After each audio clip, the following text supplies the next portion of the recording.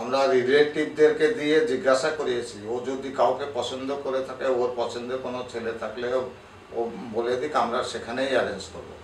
কিন্তু তখনও রিপ্লাই দিয়েছে, না, আমার মামি বাপি যেখানে পছন্দ করে বিয়ে দেবে সেখানেই আমি বিয়ে করব। It was supposed to be an arranged marriage.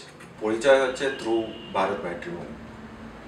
তো ওই প্রথমে আমাকে লাইক পাঠিয়েছিল, আমি অ্যাকসেপ্ট করেছিলাম। ও অ্যাকসেপ্ট করার পরে তারপরে আমি ইনিশিয়েট করেছি যেহেতু, তো আমি তারপরে মেসেজ করলাম, মেসেজ করার পরে তারপরে আমরা ফোনে কথা বললাম।